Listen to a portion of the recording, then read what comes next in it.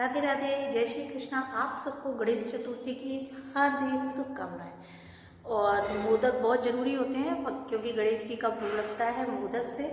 तो मैंने घर पे ही मोदक बनाए और जाहिर सी बात है जब घर पर पूजा वगैरह होगी तो मैं कोशिश करूँगी घर पे ही बनाऊँ और घर पर बना के भोग लगाऊँ।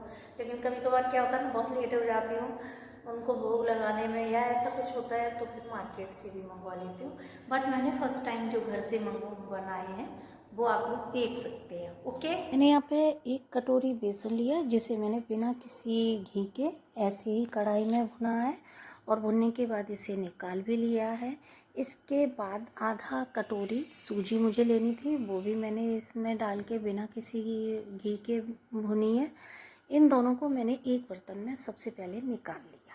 इसके बाद मुझे घर पे बनाया हुआ कलर यानी कि जो फूलों से मिलता है वो वाला कलर, मैं मार्केट का बहुत कम यूज़ करती हूँ, केमिकल होते हैं उसमें। तो वैसे भी कहा जाता है कम से कम यूज़ करो इस कलर को, तो मैं घर का यूज़ करती हूँ, ज़्यादा से ज़्यादा यूज़ करती हूँ पर घर पे बना हुआ कलर यूज़ करती हूँ। तो इसमें मैंने पानी डाल दिया ताकि अब ये थोड़ी देर बाद सही हो जाएगा। इधर मैंने ड्राई फ्रूट, दूध और मैंने शक्कर भी अपने अकॉर्डिंग रखी है। अपने अकॉर्डिंग से मतलब है मैं बहुत कम लेती हूँ मीठा, इसलिए।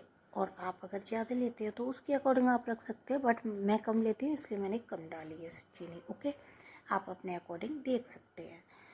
मैंने कढ़ाई में फिर 2 चम्मच घी डाला और घी डालने के बाद मैंने ये सूजी और बेसन दोनों उसमें, मुझे ना इसमें बेसन वगैरह डालने के बाद मैं काफ़ी देर चलाती रही और इसमें डालना था पानी की जगह दूध।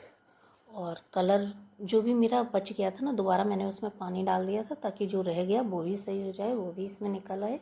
और फिर मैंने कलर उसमें दोबारा से डाल दिया, मैंने एक साथ में ही डाल दिया था क्योंकि बाद में ना मिलने में दिक्कत होती, सूख जाता तब, इसलिए अभी डाला है क्योंकि अब दूध वगैरह पड़ेगा, बन जाएगा अच्छे से तो सब सही है। अब इसे हम चलाते रहे और दूध डालने के बाद चलाते भी रहे और चीनी भी डाल दी थी। फिर इसे चलाते हुए जब ये काफ़ी गाढ़ा हो जाता है, जब इसको हम थोड़ा ठंडा होने भी रखते हैं, और जब जाहिर सी बात है ठंडा होने से थोड़ा टाइट तो और अच्छे से होगा, काफ़ी अच्छे से पकड़ में आता है। लेकिन हम गूँथना भी शुरू करते हैं आटे की तरह, थोड़ा सा गूँथना क्योंकि ज़रूरी है। उससे क्या होता है कि ये जब हम वो बनाते हैं ना मोदक, तो वो अच्छे से उसमें चिपकता भी है और पता नहीं चलता है कि ये इसमें रवा भी पड़ा है, मतलब ये लगता है कि हम ओरिजिनल बेसन के ही हैं। तो इसलिए ये ज़रूरी होता है, तो मैं थोड़ा सा गूँथ लेती हूँ आटे की तरह, उसके बाद ही मैं इससे मोदक बनाती हूँ। मैंने यहाँ जल्दी जल्दी से तैयार कर लिया है और ये आप देख सकते हैं एकदम से गाढ़ा भी हो गया, ड्राई फ्रूट वगैरह पड़ गए हैं, बस मेरे तैयार है ये पेस्ट। और इसी से हम अब बनाना शुरू करेंगे मोदक। लेकिन मोदक के लिए क्या होता है कि हाथ से भी बनते हैं, बट मैंने इसका वो ले रखा था सांचा, उसमें पहले हम लगाते हैं घी, क्योंकि घी नहीं लगाए ना तो फिर ये हट जाते हैं, मतलब टूट जाते हैं। पहले मैं बनाती थी तो ज़्यादातर टूट ही जाते थे, सही से नहीं बनते थे, मतलब अंदर रह जाता था, अच्छी शेप नहीं आती थी।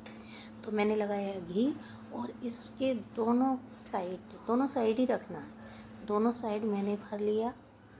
और भरने के बाद मैंने मिक्स किया, उससे क्या जब हम मिलाते हैं ना तो जो एक्स्ट्रा होता है वो इसके बाहर निकल जाता है, अपने आप ही निकल जाता है, और उसके बाद काफ़ी अच्छा मोदक निकल के बाहर आता है, जैसे आप देख सकते हैं। ये मैंने एक्स्ट्रा जो था वो भी मैंने निकाल दिया इधर से भी, और फिर मैंने बना के रख दिया गणपति बप्पा के लिए, क्योंकि भोग लगाना है और मैं कोशिश करती हूँ घर पर बनी हुई चीज़ का ही भोग लगाएं। लेकिन क्या होता है ना कि बार बहुत काम होता है, या फिर नहीं भी हो तो मैं काम भी थोड़ा धीमे में कर पाती हूँ, तो धीमे धीमे करने के चक्कर में लेट हो जाती हूँ, तो फिर मुझे मंगाना ही पड़ता, मैं मंगा भी लेती हूँ। बट कोशिश यही करती हूँ। ये देखो आप मोदक कितना प्यारा आ रहा है ना। और आप इस तरह से बना सकते हैं गणपति बप्पा के लिए घर पे बनाए भोग। मैं भी कोशिश करती हूँ घर का ही बना दूँ, लेकिन मजबूरी में कभी कभार होता है, बट मेरी कोशिश यही रहती है। और मैंने एक प्लेट में सजा के रख लिए मोदक। खोए से भी बनते हैं, उसमें भी मुझे लगता है रवा डालो तो अच्छे बनते हैं, क्योंकि इतने अच्छे से नहीं निकलते हैं, तो इसलिए रवा ज़रूरी है। आप देख सकते